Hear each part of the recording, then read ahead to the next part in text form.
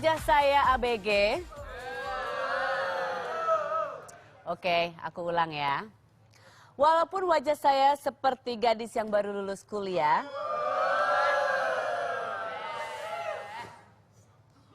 sesungguhnya anak saya itu sebentar lagi harus masuk SMP. Jadi sekarang anak saya sudah kelas 5 SD, tahun depan adalah, tahun ini berarti ya kelas 6 SD dan tahun depan berarti harus mulai cari SMP. Tahun ini harus mulai cari SMP, tahun depan dia sudah masuk SMP. Dan tahu nggak sih, sekarang itu kan banyak sekali pilihan sekolah yang bikin saya bingung. Ini bagus, di sini bagus banget tapi mahal banget, di sini murah tapi nggak terlalu bagus. Oh my goodness. Bingung gitu. Nah, tamu saya berikutnya ini mungkin bisa bantu dalam memilih sekolah karena saya rasa dia juga sudah mulai harus memilih sekolah. Anak-anaknya juga sudah mulai besar. Saya panggilkan tamu saya berikutnya ya. Hani. Hani. Ada apa? Mami, kamu datang lagi? Hani. Aku udah lama banget gak ketemu kamu, Hani. Mwah, mwah.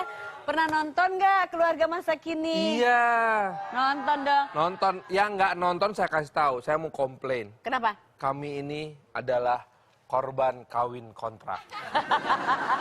Kontrak selesai sudah tidak kawin ya, Hani? Enggak. Hani, mangga calik, Hani. Hatur nuhun, Hani. Kami pegang ngobrolnya. Apa kabar sih? Aku sehat. Anak-anak sehat, Farhan? Alhamdulillah. Kapan ketemu anak-anak? Farhan kan sekarang lagi di Bandung. Iya, saya ketemunya. Tiap weekend jadi kesini. Silakan diminum dulu. Ya, terima kasih. Jadi, saya tuh Senin, Selasa, Rabu di Jakarta.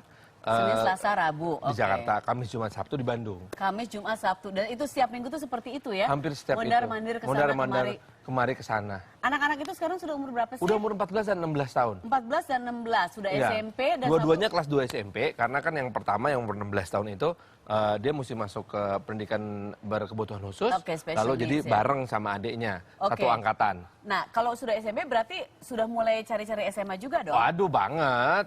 Dari sejak dulu kita emang hobinya cari sekolah. Iya, tapi itu tanda orang tua yang sangat peduli sama pendidikan anak. Tapi Atau kenapa nggak tahu bilangnya? apa-apa sebetulnya tentang sistem pendidikan. Bisa jadi juga ya.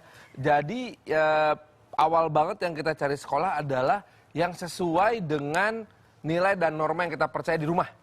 Oke, itu paling penting Itu ya. yang paling penting. Yang pertama. Nilai dan normanya percaya apa enggak gitu ya. Jadi akhirnya kita memutuskan untuk sekarang sih gini aja dulu. Cari sekolah yang sesuai sama karakter anak seperti apa, baru kita hunting. Nah, itu kita lakukan mesti sejak 2 tahun sebelum kita mulai cari sekolah. Jadi untuk Rajata, kamu mesti carinya dari sekarang. Iya, nah ternyata hal itu yang paling penting ya. Aku tuh kemarin lebih berpikir juga ke misalnya akademiknya. Itu penting juga sih, tapi itu poin keberapa kalau buat Farhan? Kalau akademik itu poin kedua. Poin pertama tetap karakter.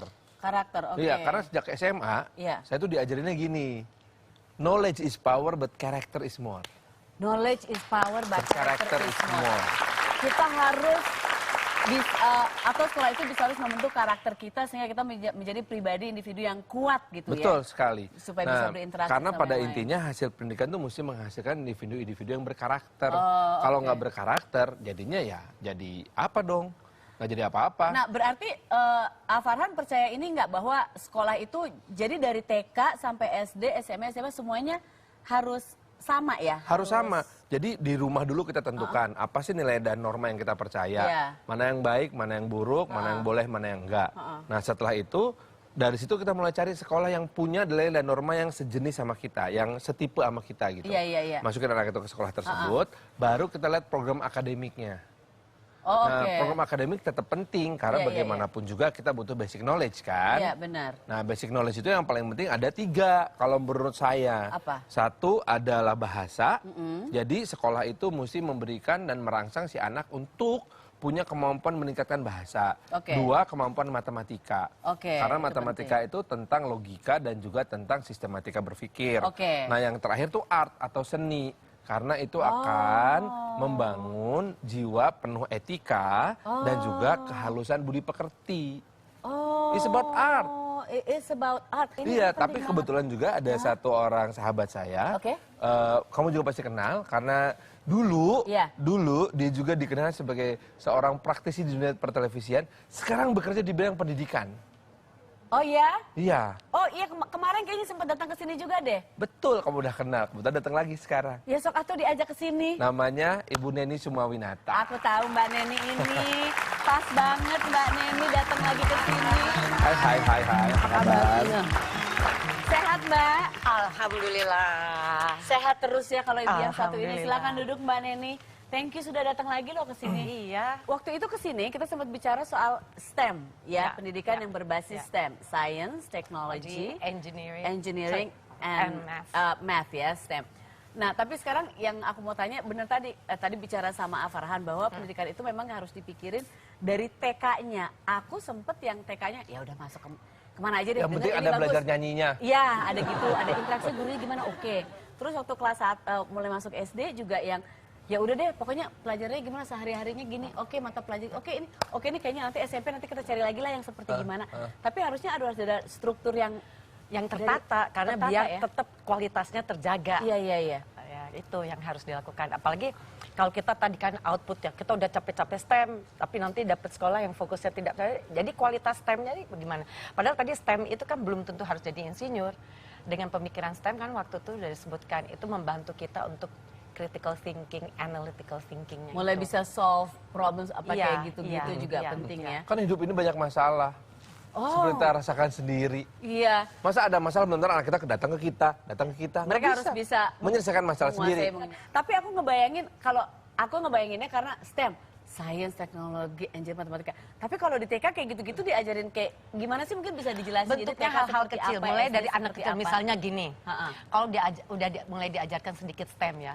Misalnya kita kalau punya anak perempuan kan kasih boneka Barbie. Ya, oke. Sekarang anaknya udah kasih boneka Barbie. Sekarang bangun dong rumahnya buat si Barbie. Dari apa? Bisa dari Lego, bisa dari mainan lainnya. Ini ada hubungan sama art juga ya? Iya, benar ya, kreativitas. Karena pada akhirnya apa yang kita dapatkan, manfaat terbesar dari teknologi, itu kita rasakan ketika dikemas dalam bentuk art yang bagus. Iya, benar. Contohnya tuh, ini apa namanya? Ini iPad. Teknologi bukan? Teknologi. Tapi kalau kemasannya nggak bagus, nggak pakai kulit warna merah, bentuknya nggak bulat, iya, finishingnya desainnya nggak oke, bagus benar. Ya? Iya, kurang menarik ya. Bahkan masih ada artnya. Luar biasa loh bicara sama Haniku ini. Oke, jadi kalau TK ada perpaduan, ada perpaduan. Ya, mereka diajarkan karena paling tidak gini. Kita biasa di sekolah diajarin kan hafalan, rote learning. Ya. Kalau rote learning biasanya tidak stimulasi untuk kita berkreativitas. Iya. Kalau tidak ada kreativitas, tidak mungkin ada inovasi-inovasi. Padahal sebuah negara itu perlu inovasi-inovasi ya. Nah, untuk itu kalau STEM paling tidak, kalau ada permasalahan, dia itu melihatnya enggak dari satu sisi aja, harus dari banyak aspek. Tinggal dilihat risk yang paling kecil yang mana dari banyak pilihan tersebut. Tapi kan gini juga ya, Mbak Neni, aku tuh kadang suka khawatir gini, sebagai orang tua, kita suka khawatir bagaimana dengan pencapaian akademis. Ya. Karena buat saya juga gimana pun juga pencapaian akademis penting juga. Gitu. Nah, bagaimana hal itu bisa diukur lewat STEM? Karena yang namanya di Indonesia ini penilaian akademis kan nggak cuma dari teknologi, sains, tapi ada pendidikan moral Pancasila-nya, ada agamanya agama, budi pekerti gitu. Nah, kembali lagi kebetulan di Sampurna School System itu kita gabungan antara kurikulum nasional dan kita gabungkan dengan yang internasional seperti IB dan CIE. Selain itu karena kita harus jaga keindonesiaan, kita juga banyak program yang untuk character building, ya, budi pekerti, yang mana kita gabungkan di dalam kurikulum harus ada. Gitu, ya. Hanya memang delivery dari programnya karena kita ini kan harus bersaing ya sama negara tetangga. Jadi deliverynya harus dalam bahasa Inggris. Mau nggak mau kita kan harus nanti bernegosiasi, apalagi dengan itu udah international. Ya, tahun ini kan kita udah memasuki ASEAN Economic Community. Nah, sementara kalau kita lihat kita aja dengan negara tetangga dari aspek pendidikan kita kan jauh di bawah ya dari segi ranking. Justru kita juga baik dari akademis kita harus catch up juga. Jadi itu harus penggabungan dari banyak kurikulum. Yang paling tidak kurikulum itu harus bisa bersaing. Mungkin salah satu proses belajar dan mengajar juga kita sekarang harus agak beda ya. Kalau zaman dulu biasanya guru di depan, kita berderet. Iya. Nah sekarang justru fokusnya tuh selalu harus jadi anaknya. Dan dalam proses belajar juga bukan hanya saja hafalan. Gimana kalau kita sebutnya tuh yang namanya flip learning. Flip learning contohnya bikin PR di rumah. Nah sampai ke kelas itu harus share bersama. Jadi bukan masukin ini nanti diperiksa guru, dipunten sudah ya. Enggak, kita share, discuss. Karena semua anak punya pendapat sendiri kan. Nah itu harus kita libatkan dari dia. Oh jadi PR itu dibahas? Dibahas. Didiskusikan. Aku rasa pasti juga ada program baca buku juga dibahas. Aku lihat yang kurang banyak waktu aku sekolah di sini tuh nggak ada seperti itu. Kita nggak diminta baca buku dan dibahas. Di saat sekolah di luar tuh memang dikasih buku, kita baca tapi bahas bareng-bareng. Jadi kita tahu pikiran masing-masing. Contoh satu lagi kalau kebiasaan ini. Kita udah mulai masuk dunia kerja, suruh presentasi. Kalau udah presentation skills sakit perut. Udah bukan bingung aja, sakit perut. Nah, kalau dengan pola pengajar yang baru ini, kita harus ajarkan itu dari anak kecil. Jadi kayak tadi, baca buku atau udah berlibur weekend. Sampai di kelas, liburan sama orang tua pergi kemana? Siapa yang mau bercerita? Harusnya berlomba-lomba gitu. Jadi bercerita di depan kelas, dibiasakan. Kalau dulu saya sebagai remaja itu ya, tampil di depan orang tuh nightmare loh. Aku juga, aku baru nyanyi Abdi Teh Satu Bait udah nangis. Makanya sekarang aku suka nyanyi lagu itu sampai full. Aku karena udah nggak malu-malu lagi. Nanti kita yang nangis. Kalau kita pengen informasi, kita bisa ngecek kemana? Ke ini, Sampurna Academy. Ya, sampurnaacademy.sch.id. Tapi kalau untuk university-nya, sampurnauniversity.ac.id. Kalau mau telepon, 0813 3000 3002. Pasti diangkat ya? Angkat dong. 3000 3002. Oke, terima kasih untuk berbagai macam masukan ya. Mungkin aku sekarang bisa lebih pasti untuk mencari sekolah atas tadi 3 dasar yang dikasih tahu Farhan, tadi tentang STEM juga. Cuman satu yang sekarang yang penting aku ini adalah bayarannya Farhan, mungkin bisa bantu juga. Itu mah kita omongin off the record. Gak usah di sini di depan orang-orang banyak. Sebetulnya bayaran itu akan masalah kalau kawin kontraknya diperpanjang. Ya, harusnya diperpanjang lagi supaya aku ada bantuan dari sana sini. Oke, jangan kemana-mana, masih ada tamu yang lain tetap di sini. Thank you Mbak Neni, thank you Farhan.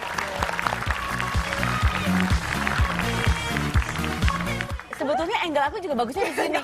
Cuman aku sebel kenapa taruh di situ. Oh my God.